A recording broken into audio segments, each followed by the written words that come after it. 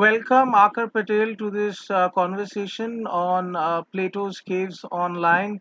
Thank you very much for being a part of our conversation. We are very happy to host you for this evening, and we are hoping for some really wonderful insights regarding the state of the nation, as evident from many of your articles and books as well.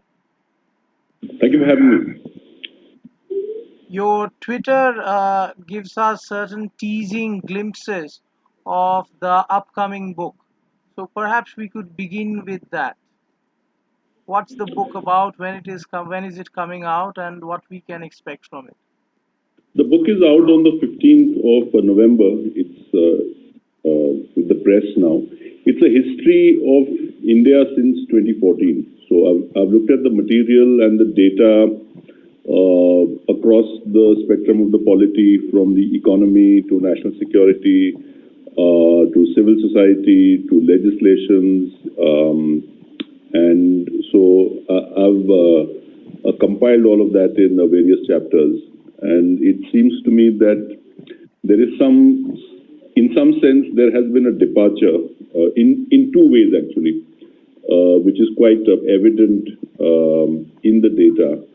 And that is what I seek to see, that post 2014, we have taken a particular trajectory both on the side of the economy as a nation and as a polity.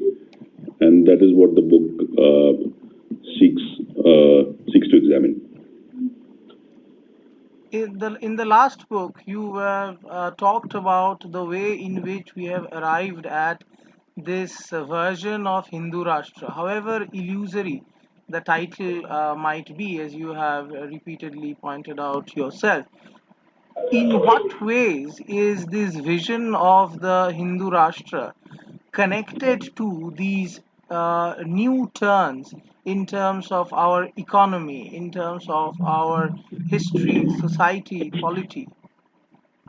So there are two ways in which nations in South Asia have become majoritarian, and we are unique in that we've taken a route that no other nation has actually taken. If you look at the other nations in South Asia, Pakistan and Afghanistan are constitutionally majoritarian. No non-Muslim can become a president or the head of state either in Afghanistan or in Pakistan by law.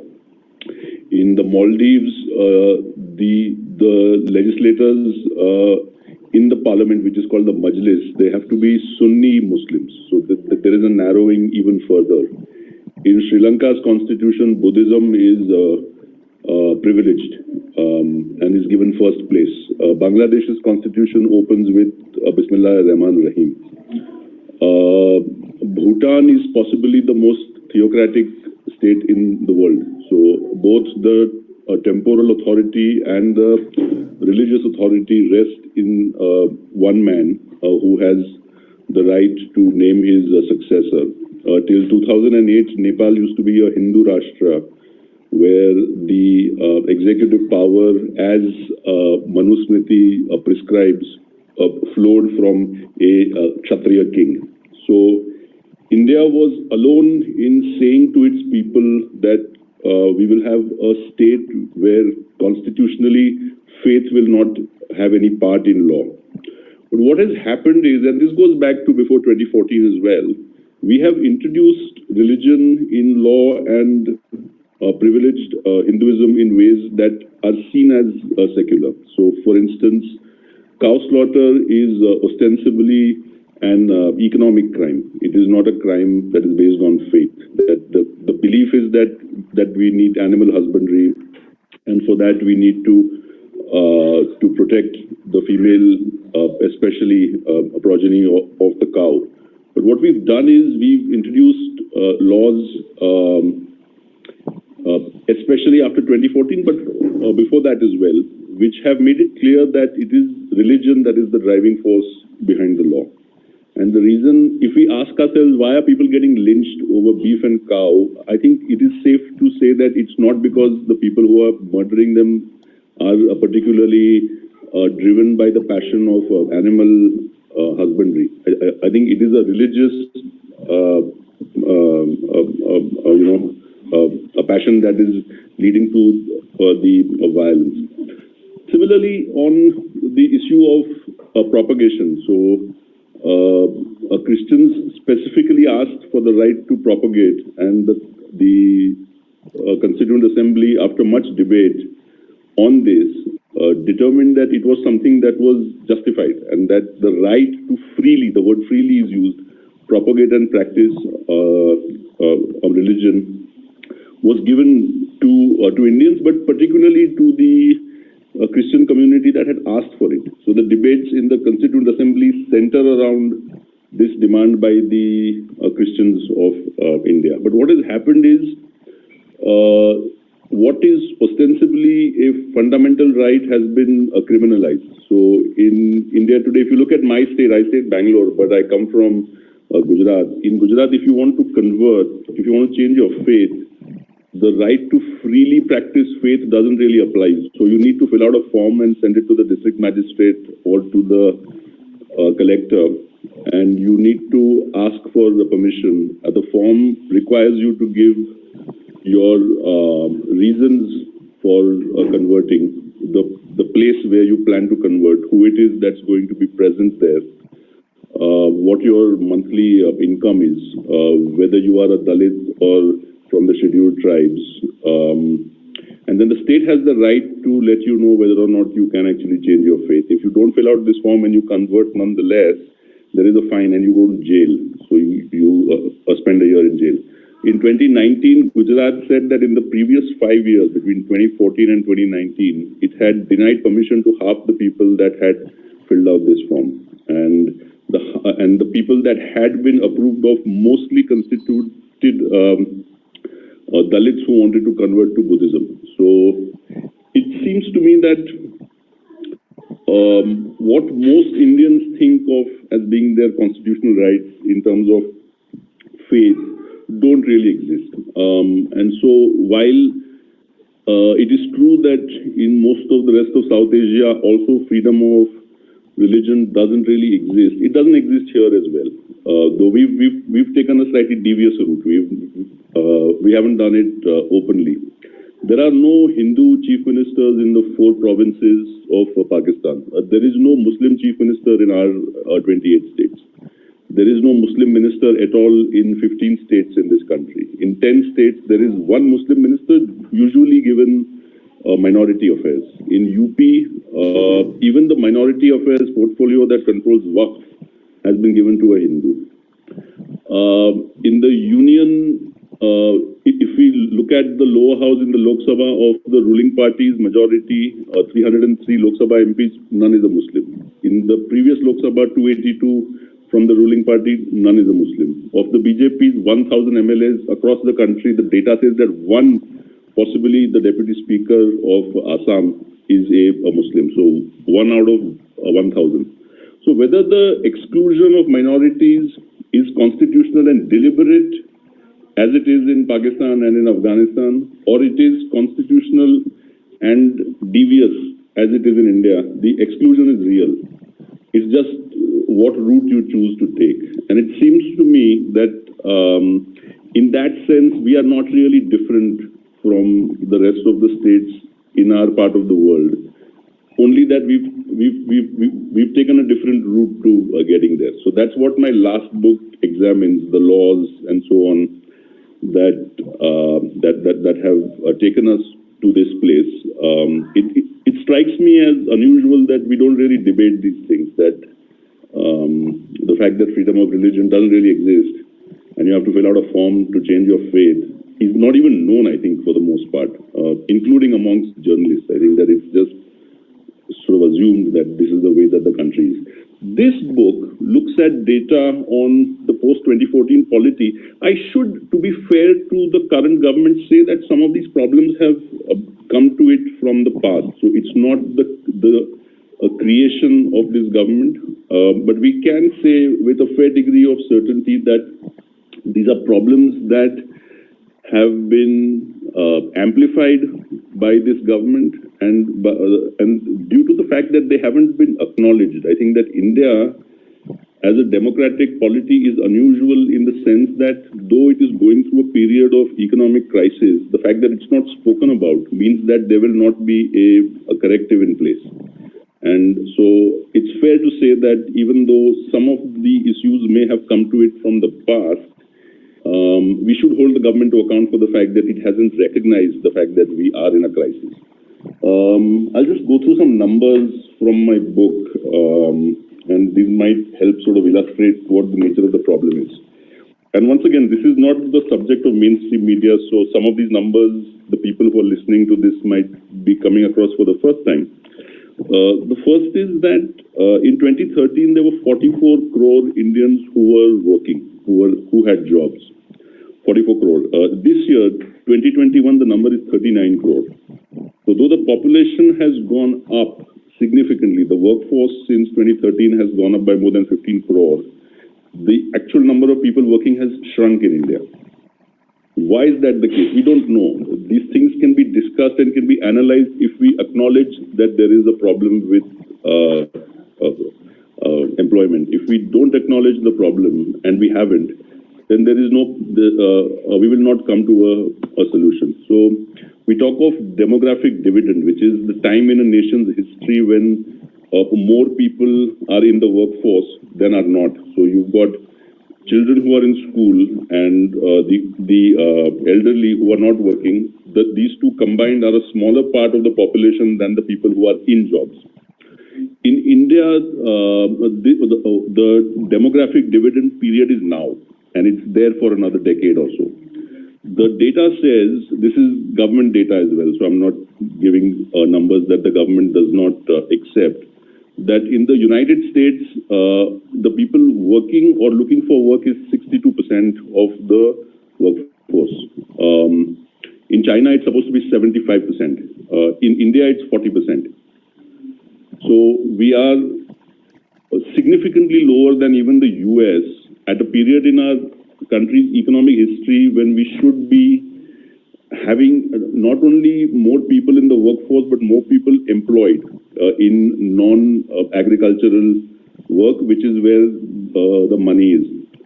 What has happened is that the workforce has shrunk. In India, the female participation in labor is 1 in 10 of females who are 15 and over. And for the first time in 2021, this is government data again, the number of people who are employed in agriculture has gone up. So for many decades, what had happened is the people in agriculture's workforce shrunk as Indians moved either to the cities or took up employment in, say, services or in manufacturing. And the number of people who are employed in agriculture went down. And that is logical because India has about 50% of its population that works on the farms. But then that means that for every one Indian who works on the farm, that person is able to produce enough food for himself or herself and one other person, which is a very small a proportion. In the US, it's 1.5 to 2% of the population is in farming. So that one farmer produces food for himself or herself and 98 other people. So there is a huge difference in the way that the farming economy works here. But like I said, for the first time, we seem to be going through a space where more people are coming into agriculture, and we don't know why, because we don't discuss this as a polity. We can speculate about why this is so. Two other data points that might help us. The Narega is 3 times the size it was in 2014. So it was about 33,000 crores when Manmohan Singh demitted office. Last year it was 1,11,000 crores. And even with that, there was demand that was unmet. So 3 times the number of Indians were looking for Narega work last year as they were in 2014. And finally, 60% of this country, 800 million people, more than 80 crore people are given free grain by the government because they don't have food. So 5 kilos of rice or wheat and 1 kilo of dal is given to 800 million Indians every month and has been given for the last year. It will be given till November. I expect and I hope that that is extended, because it seems to be very clear that we are going through a period of our history where jobs are shrinking, actually. People are going into sectors that are not particularly productive, and the number of people who are poor and don't have any food is more than half of the population. So that basically is where we stand economically.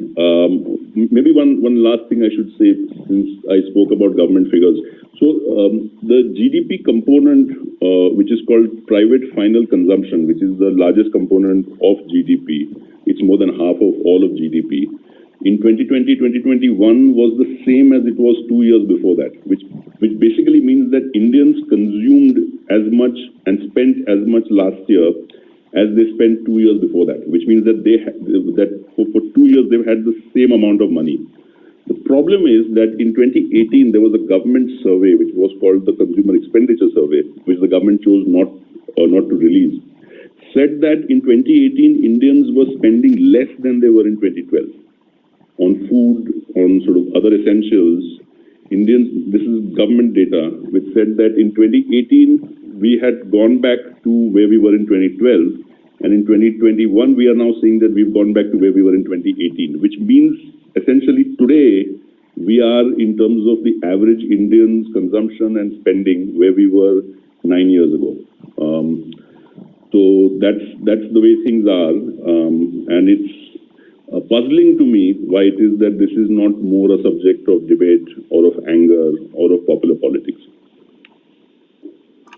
One would probably anticipate that, given that all these markers are pointing towards a very obvious economic decline and crisis, there would be greater public angst, there would be greater public distress. Why is that not the case? I'm not a sociologist. I don't know. I can theorize. I can say that India's always been a very distressed polity. That the number of people who are poor and are on the margins has always been much greater than the number of people who are well off and don't need to worry about where the food is going to come from next month. And so in that sense, it's not that big a change. But what has happened is two things. One is that in the last 8 years, and particularly in the last 36 months, what was seen as the gains of what is called liberalization, which is that about 250 million people were pulled out of poverty. Now we could argue what the definition of poverty is, but by that same definition, 250 million people slipped into poverty last year.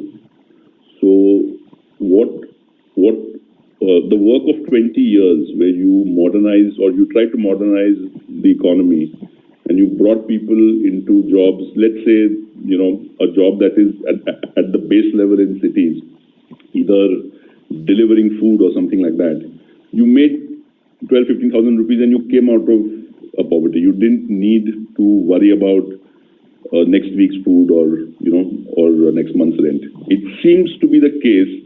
This is what the data says, that the 250 million, 250 million people who we brought, who came out of poverty, not brought, who came out of poverty over the last decade and a half, that same number has gone back into poverty as of 2020. So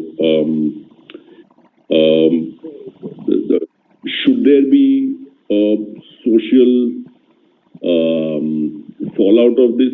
I expect that there is, and perhaps it is the case that things like the farmers' protests are manifestations of this.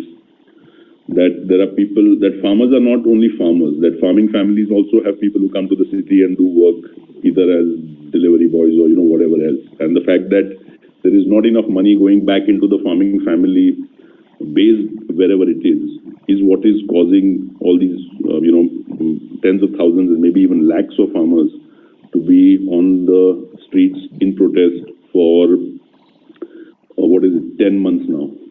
I'll just go through some other data which my book shows in terms of what the middle class. So basically, what has happened since last year is that what we considered to be the middle class has also actually shrunk. So the number of people who are making, let's say, more than 6 or 7 lakh rupees a year, that number has gone down, and the number of people who are dollar millionaires, people who have assets worth 7.5 crore rupees or more. Of them, 25,000 left India in 2019 and another 5,000 left last year. So it seems to be the case that a lot of different parts of the population are aware and are doing what it is that they can. That the really poor are, protesting, the really wealthy are leaving the country and voting with their feet, so to speak. Just give me a minute. I'll just go through the data on the middle class. So what is manifest since 2014 is that the middle class has stopped growing. So some numbers, and none of this data is really contested. I spoke about the total number of people with jobs. So it was in 2013, it was 44 crore. This year, it's 39 crore. So that's 5 crore less. So the workforce has grown from 79 crore in 2013 to 106 crore in 2021. So you've got a workforce that has expanded by 26 crore, but actual number of people in work has shrunk by 5 crore. The number of residential sales in the 8 major cities, which is Ahmedabad, Bangalore, Chennai, Delhi, Hyderabad, Kolkata, Mumbai, Pune, has remained stagnant at 3.3 lakh units in 2012 and 3.2 lakh units in 2019. Last year was the pandemic, it was 1.5 lakh units. But for a decade, the number of homes that the middle class is buying in these cities has been stagnant. Passenger vehicle sales have been stagnant for a decade, with 27 lakhs sold in 2012 and 27 lakhs sold in 2019 and 27 lakhs sold in 2020. Two-wheeler sales were 1.6 crore in 2014, 1.7 crore in 2019 and 1.5 crore in 2020. Commercial vehicle sales, which is trucks, tempos, vans, the sort of things that move the economic goods around, was 7.9 lakh in 2012, 6 lakh in 2015, 7 lakh in 2016, 7 lakh in 2019, 5.6 lakh in 2020. This doesn't seem like the kind of space which is going into where, say, Taiwan or South Korea or Singapore or Japan or China most recently in our time is going. We've taken a divergent route and we are going somewhere else. And I think that it's important that we recognize that we are doing that, and that's the primary purpose of writing this book. The fact that there is not enough reaction to this crisis may also point to a kind of apathy among the middle classes themselves, apathy among the people who are able to access the data, who are able to understand what it implies. And my colleagues have a couple of questions for you, and I think both of these questions are associated with this sense of apathy that I'm talking about.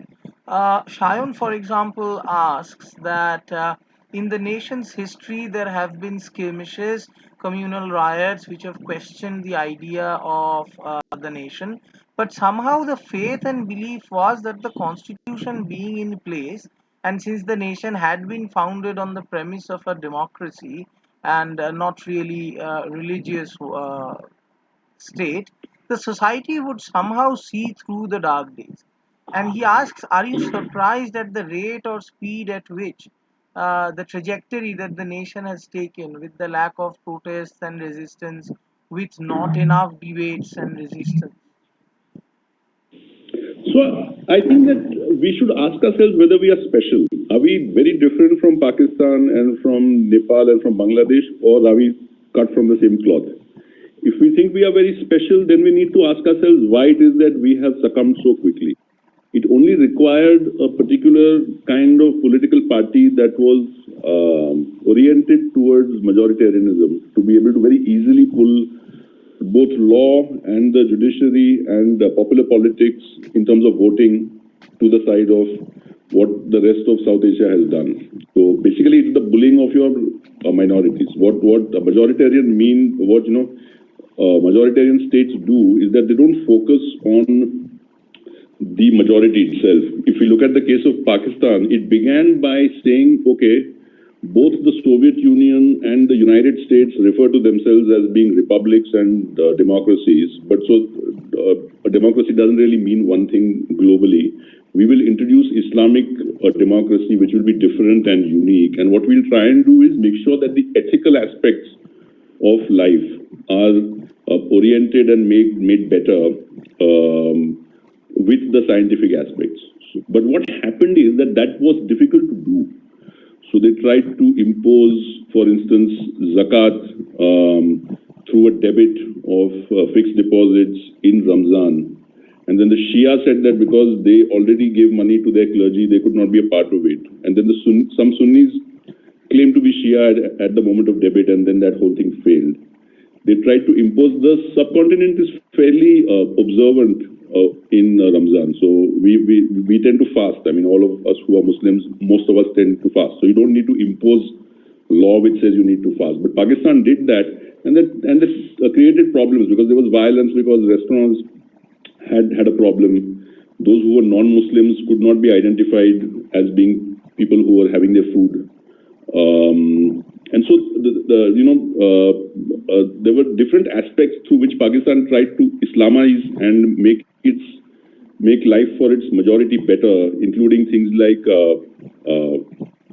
abolishing of interest, which is called riba, saying that this is not particularly Islamic, but then the banking system would actually collapse.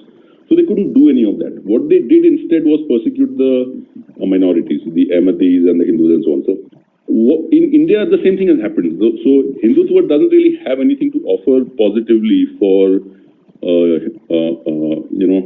Hindus. I come from a caste that is in Smriti terms, it is Shudra, but I can't think of anything that either Hindutva or the BJP offers my community or the one that I was born into, in terms of either sort of reform or modernization of the women, of the gender politics. It's focused almost entirely, it seems to me, on things like love jihad and beef, which do not concern actually Hindus. It concerns what the other eats and what the other and who the other marries. India is quite a strange nation. That you've got a law. So the Supreme Court said that the delivery of triple talaq in one sitting was not valid, which basically means that if somebody were to say talaq, talaq, talaq to his wife in one sitting, they would not be divorced.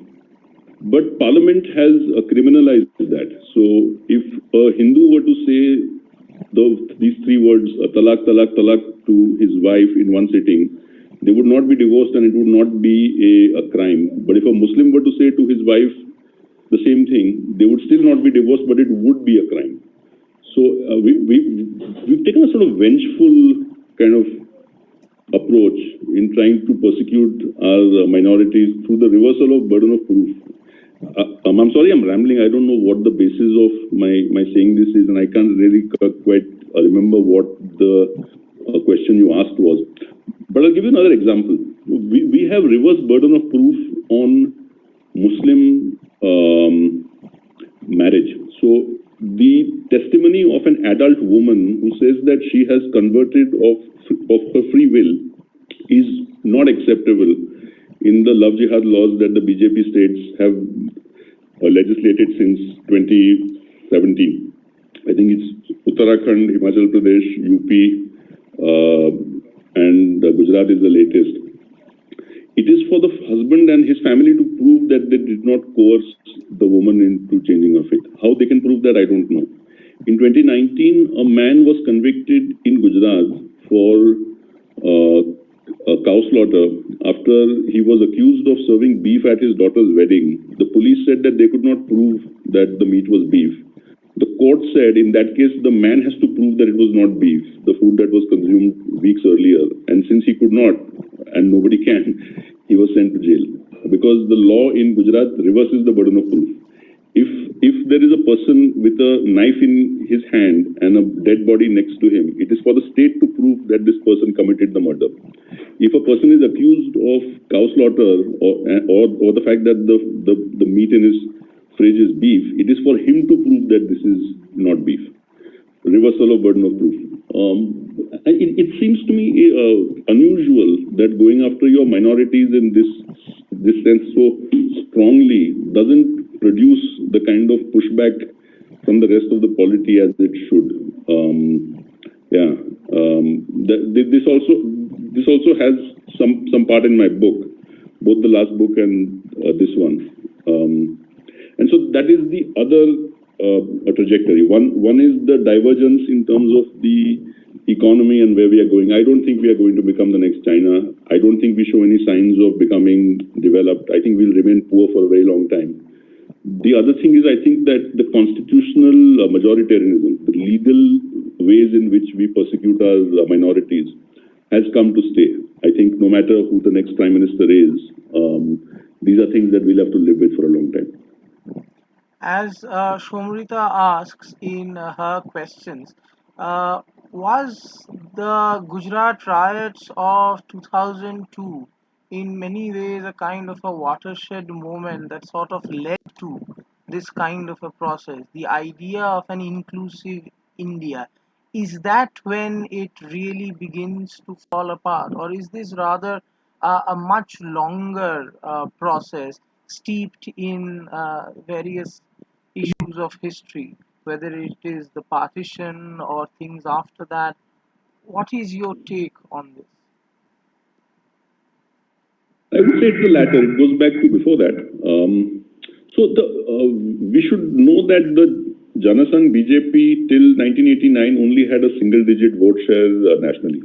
That though Mr. Vajpayee in 1980, he broke from the Janata Party and didn't want to reform the Janasangh. He said that we would learn from the experience of working with the others, and we would introduce non-RSS cadre into the framework of the party. So the party didn't go back to being the Janasangh, it became the Bharatiya Janata Party.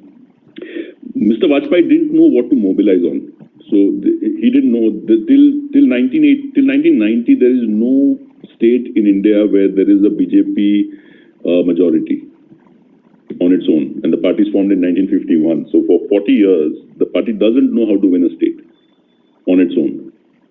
It was the Babri movement, which was picked up in 1986 by the party, and then it becomes part of the manifesto in 1989, and then it leads to the vandalism of the mosque, and 3,000 Indians are killed. But the party's vote share doubles. So India was waiting for a party to mobilize on the issue of majoritarianism. For the most part of our history, we didn't have such a party that was willing to thump the table and say, let's go after the Muslims. It required a party to say that openly, and the moment it did, the population responded. And I would say that the turning point to me would be that, where the vote share doubled once and then, doubled again. The problem was that Mr. Vajpayee was not a particularly enthusiastic proponent of Hindutva.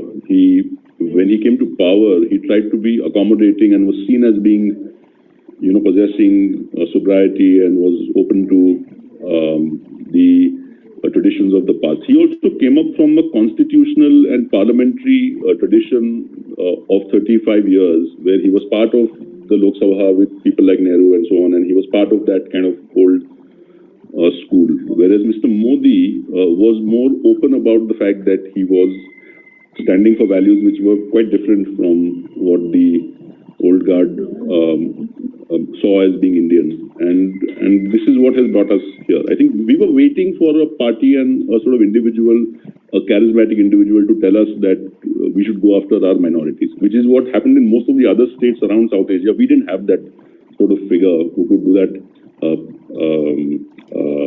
effectively. But we had these two figures, one in Mr. Advani, who was able to mobilize people against Muslims in 1989, and then Mr. Modi, who was able to do that in 2002.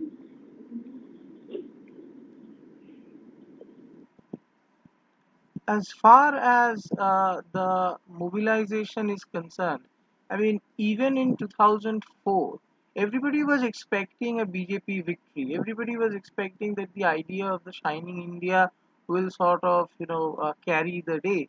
But that didn't happen. And I remember reading and listening to a lot of intellectuals and commentators who were saying that the Indian conscience has sort of, spoken out, and this is a verdict against everything that had been happening in Gujarat and the kind of violence and the chaos and the criminality that was unleashed, etc., etc. If that was the case, then how is it that 10 years later it is the former chief minister of Gujarat who goes on to become the prime minister? What changed between, say, 2004 and 2014? So, Mr. Vajpayee tried to wrestle down Mr. Modi in 2002 at a BJP meeting in Goa, where it was felt that the damage to the party was too much from the fallout of the violence, and they ought to change the chief minister. But Mr. Vajpayee failed. Mr. Modi had the backing of the party and the cadre at that meeting. And what happened is that the loss of 2004, now we could go into why it is that the BJP lost then. I can't say for sure. The fact is that the only assured mobilization on the subcontinent, particularly in India, is that of a tribal association. So communities vote for communities. You could say that the vote for a caste and the vote for a faith is the same in that linear sense, in that if I'm a patidar, I'll vote for a patidar. But if my identity is expanded slightly further to being a Hindu, then I'm sort of comfortable giving that sort of vote. That's the only pattern that seems to cohere. We don't vote on the basis of economic issues in this country. There is no data to show that if you grow your GDP by X, you are assured victory in your next poll. The only thing that you are assured that that seems to be guaranteed as a marker of success is how many communities you can bring into your caste coalition. So 2004 they lose. But then you have a person who robustly and confidently expresses the values of the BJP for the first time. I should say that Mr. Advani and Mr. Vajpayee, they were passive aggressive. They didn't really express their hostility for Muslims as cleanly, as confidently, as openly as Mr. Modi does. And so the base expanded naturally because of that. I do believe that some people also came in because they were open to the idea of one individual solving what is seen as a problem of the system. That this is a fairly middle class belief that India is great, Indians are very bright, they are being held back by bad politicians, by bad leaders, and if you get one good person who's upright and who's strong and so on, he can change, he can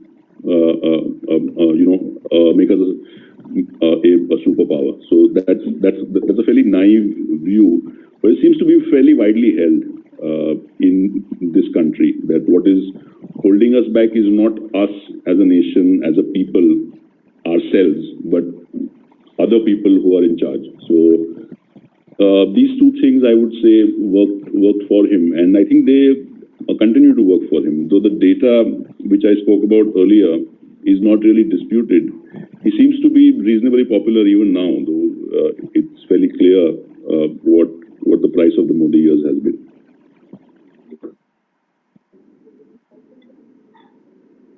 If one looks at the protest movements that are going on against this government, be it the protests of the farmers, be it the protests that were seen in different universities, student movements, movements against the CAA and the NRC in different parts of the country, it also seems that just as there is a very strong cadre base that is supporting the Prime Minister and his government. There are also a large number of people who are disillusioned, disgruntled, and who want a serious change. But for some reason or the other, that change doesn't seem to be crystallizing in a national political scenario. What is holding that change back? What is holding those possibilities of a crystallized, unified opposition back? I would say it's two things. One is the fact that on the subcontinent and in India particularly, when you mobilize a large number of people on the ground, you tend to win. So the fact is that though we may not really see it that way, the Shaheen Bagh protest won. What was the demand of the Shaheen Bagh protest? It started in the middle of December after the CAA law was passed by Parliament. And Shaheen Bagh's protest said that we don't want CAA, we don't want the NRC, and we don't want the NPR. This was 2 years ago. There is no NRC in India. There is no NPR in India. CAA was legislated, but it is not actually implemented on the ground. One reason for that is the protests by the women of Shaheen Bagh and the similar protests that people held around the country. The other reason is that because of these protests, the world took notice. The European Parliament tabled a motion which was very condemnatory of India. India asked them to hold off the vote on it, which they did. But we haven't passed, we have not implemented the law. So all three demands that the Shaheen Bagh protesters wanted have been implemented by the government, though it has not been accepted. So we don't have CAA, we don't have NRC, and we don't have NPR. That's out. Farm laws don't really exist; they are dead. So, for those who may not know this, the Supreme Court has stayed the laws. The Supreme Court formed a committee to give its recommendations, which it did in a sealed cover a few months ago, which we don't know what the court has done with it.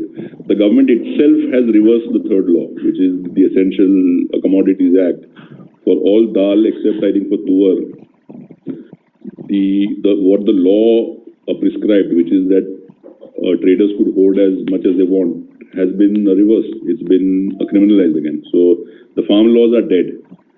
But because of the fact that, and this is a speculation, because of the fact that we have a leader who doesn't want to be seen as somebody who has gone back, we've got laws that are dead, but we still have, protesters on the street. The farmers know that the laws are not going to be implemented. There is no way that a law that has this element, this amount of resistance on the street can actually be implemented in India. Everybody knows that, including the government. So one reason why we don't see it as being part of the polity is that the government is strategic. It is pragmatic in some ways, where it sees that it has lost. It accepts defeat and swallows it, but doesn't say it publicly. It was defeated in Shaheen Bagh. Manifestly, it has lost. Defeated by the farm laws, but it doesn't say it has lost. And so there is not enough space for momentum to be built politically. Let us assume two things happen. The government implements NRC and people start knocking on doors asking for documentation and locking up people from tomorrow, let's say. Or from tomorrow, let us say that major corporates get into the agricultural produce business and the farmers ghirao these places, these factories, and the residences of these tycoons. Will the political parties follow that? Of course they will. They will go where the mobilization has already happened. But because the government has been subtle in its taking back of laws that were not really acceptable, we don't have the joining of the protest movements with popular politics. But that should not take away from the fact that these movements have actually won. They've, just like in Pathalgadi or in Pune, Shaheen Bagh and the farmers' movements. Whenever you mobilize tens of thousands of people on the street, you will win, and that's what we see from these movements. As far as the perception of India in the international scenario is concerned, this is something that you touched on. For the last 2 or 3 years, the coverage has been really bad. I mean, whether it is in UK, whether it is in the European Union, whether it is from the United States, there has been a lot of critical voices regarding demonetization, regarding whatever has been happening in Kashmir, regarding the anti-CAA and NRC protests and the police crackdown and custodial deaths of people like Stan Swami. There has been a lot of negative coverage of India across the board. And yet, the government seems utterly impervious to that kind of criticism and instead always comes out with very strong rebuttals. And very surprisingly, at times you even see celebrities and sports icons joining in on Twitter and elsewhere, saying, how we can take care of our own things, others need not bother, etc., etc. So so the government has a slightly difficult task. So it wants to practice Hindutva at home, but it claims through its manifestos and in speeches like the one that the Prime Minister made in the UN yesterday that it believes in something called Vasudhaiva Kutumbakam, that the world is one family, we are all one people, one name, but it chooses to go after a set of people internally. So it hasn't really figured out what the way of doing that is. One way in which this manifests itself is this a duality, that whenever Indian diplomats travel abroad, they come under pressure to say things like what the Prime Minister said at the UN yesterday, and they also need to be prepared for what is said to them in terms of what leaders like Biden or Harris might say to them in terms of being more democratic. That is, I think, the easier part of it. The harder part of it is that because India is not sovereign, no nation is really sovereign in the world of 2021. You are sort of integrated into the world's economy. You are part of the UN. You claim certain values. You've signed certain covenants that you think that you are adhering to. Kashmir was denied internet for 17 months. Through the pandemic, Kashmiri children could not attend school. Kashmiri people, patients of COVID, did not have access to telemedicine. And that was fine because you had the Trump administration which didn't care. But the blockade of internet in Kashmir was lifted within days of the Biden administration taking office. And this is the problem, that you want to do something, but you feel that there is a certain element of pressure from the other side which you can't resist. In 2019, Dr. Jaishankar visited Washington, and he was supposed to meet with a group of Republican and Democrat legislators, and he ran away from that meeting because in that meeting was this woman called Pramila Jayapal, who is the chair of the Progressive Caucus, who had tabled a motion that condemned what India was doing in Kashmir. And it had the support of Democrats and a couple of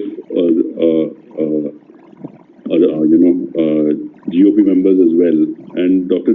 Jaishankar didn't feel the need to engage with these people to kind of explain India's position. He just chose not to meet them. So this is a problem, that because if you claim that you are a particular sort of person and you behave in that way, the world will not have a problem with it. I don't think it's particularly problematic for China to brutalize Hong Kong because it doesn't claim to be a democratic or a pluralist polity. It claims to be a dictatorship, and it is. I think that the Communist Party of China runs that as a one-party state. India claims to be secular. It claims to be democratic. It claims to be a pluralist.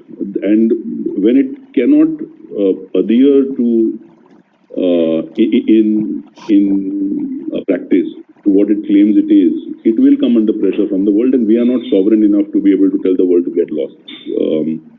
And I think this government feels that heat. I think this is the one thing that activists know, that external pressure tends to work. That Stan Swami may have died in custody and he shouldn't have been, but we can put the government under serious pressure for doing the wrong thing on the Bhima Koregaon case.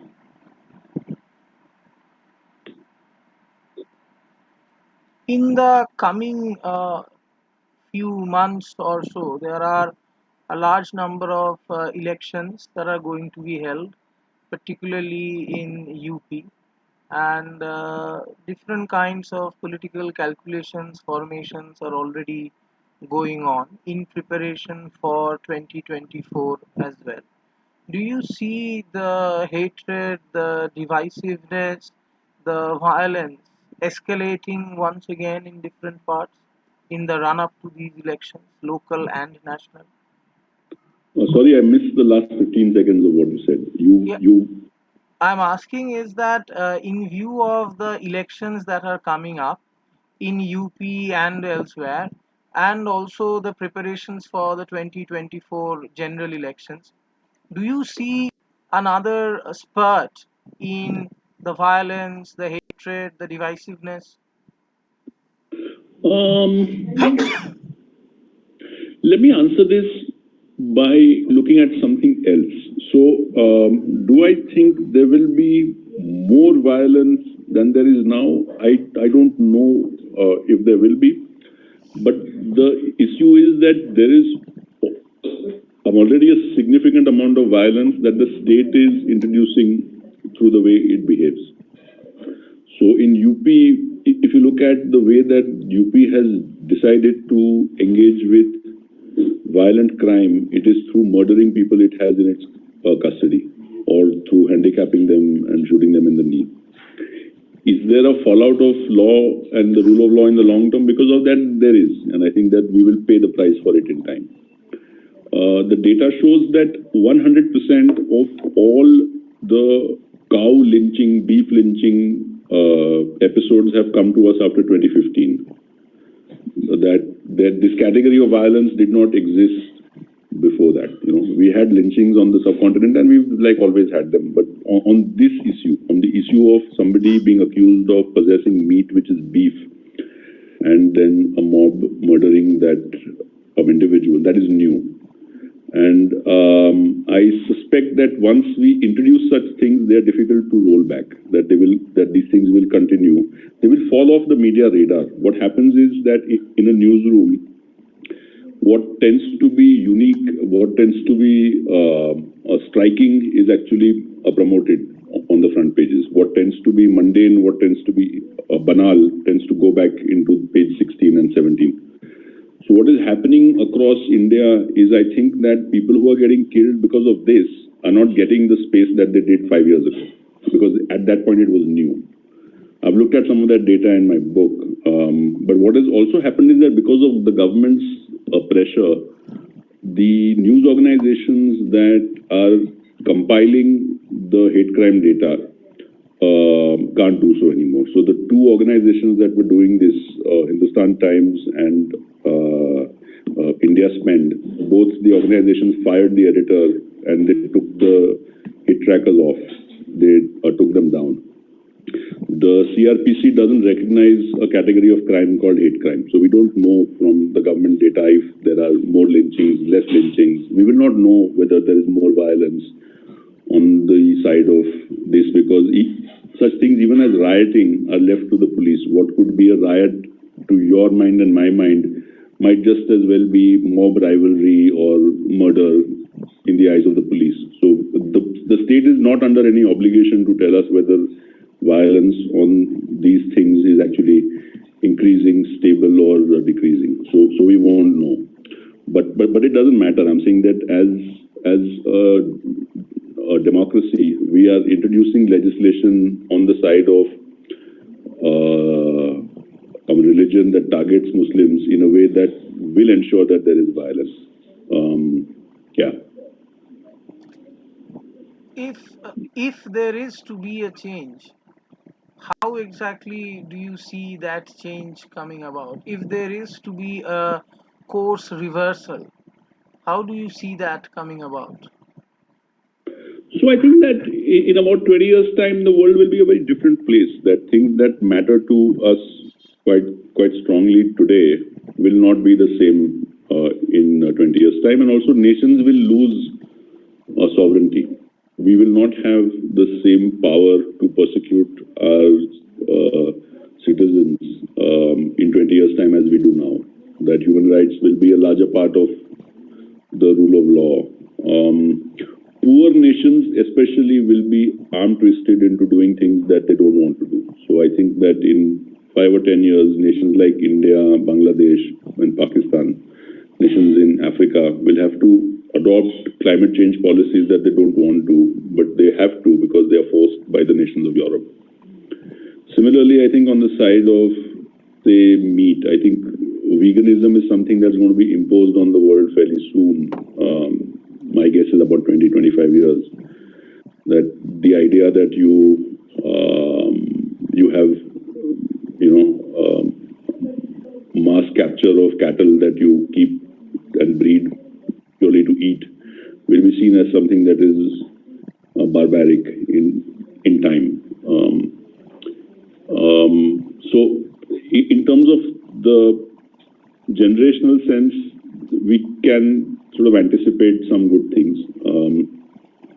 There will be some bad things. I think that the fact is that we will not go into a space where India is a developed nation and has the majority of its people well off. I think the state will need to continue to feed a larger part of its population than it doesn't for a long time because there will be no jobs. So these are some of the things that come to mind.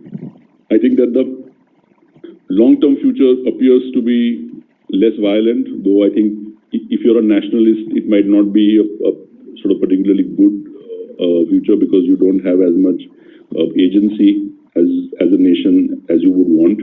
But because you are poor and weak and you are integrated into the world, you have to do what the stronger nations say, and I think that will happen increasingly. When there's a colony of human beings on Mars, it'll be difficult to start fighting over where your border with Bangladesh is and, calling people and say that we don't want Rohingyas here or whatever. It makes no sense. So I think the longer term future of sort of humanity tends to be, liberalism always wins. So if you look at history from the perspective of centuries, what is considered to be the left or the liberal or whatever word you want to win, they win. If you say that the conservative says that human beings are created differently and therefore man is sort of entitled to enslave a black man, that will lose, and they will lose from within the polity. If you say that a woman doesn't have the right over her own body and abortion should be banned, that will lose because that's not the way of the modern world. The women will win. Similarly, I'm saying that it's very hard to be what is called right-wing, but is essentially trying to impose a set of doctrine on somebody else. Right-wingism doesn't appear to the self, that it doesn't concern the self, it concerns somebody else. You should not eat beef, you should not marry that person, you should not change your faith. That doesn't work in the long term. They lose. Women were not given the vote, including in Europe, 60 years ago. But those people lost. What is called the left, what is called liberalism, always wins in the long term. So if you look at that as being your arc of history, the future is good. If you look at the next 5-10 years, it might appear slightly different. Thank you. Thank you for a wonderful and very engaging conversation, Aakar Patel. We look forward to the book. We look forward to more columns, and hopefully, we look forward to more enjoyable conversations as well. Thank you. Thank you very much for having me, and thank you all for being here. Goodbye Thank you. and good night. Thank you. Good night.